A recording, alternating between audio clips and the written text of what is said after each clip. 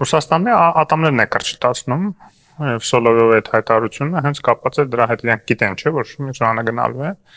այսպես կանխարգելիչ իրենց պատկերացած իրենց արևին է ասում, կանխարգելիչ այդպիսի հայտարարություն արեցին, բայց կներեք էլի։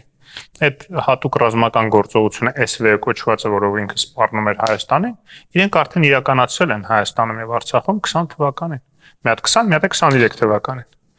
Իրականացրել բրծել են արդեն։ Հայաստանից ինչ կարող են արդեն փոկել են տարածքներից սկսած, կոնցեսիաներից վերջացրած, սեփականություն, հանքեր, ինչ հնարավոր էր խլել են։ Էլ ինչ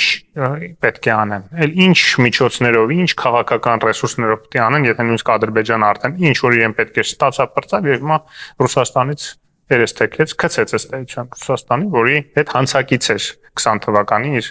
գործողություններով, ինչ որ պետք է ստացավ, ռուսներին է գցեց։ Եվ ինչ ոնց պետք է օգտագործի Ադրբեջանի Հայաստանի դեմ Ռուսաստան, երբ որ Ադրբեջանը հիմա հակառակը լրիվ քայլեր է անում կայունությունը ամրապնդելու եւ խաղաղությունը արդեն կայացնելու ուղղությամբ։ Մնում է իր 5-րդ շարությունը այստեղ, որի շուրթերով ժամանակին էլի նույն այդ SVO-ի ռազմական գործողության կոչերն էր անում։ Ճիշտ է, դա ավելի շատ հեղաշրջման ձևով էր կոչը, հա, նույն Աչապայանը, որ ասում էր ռազմական զինված հեղաշրջում, այդ նույն SVO-ն պետք է լիներ, էլի։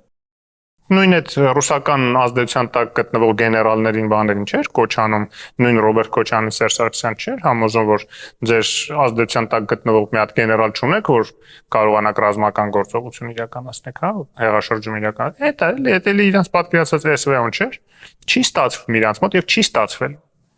Արդեն իրենց ժամանակները անցան, ոչ միայն Հայաստանում, ընդհանրապես Հարավային Կովկասում։ Ռուսաստանը իր անխոհեմ դավաճանական քայլերով ինքը իրան վզից վրսեց ու շպրտեց տարածաշրջանից Կովկասից են կողմ։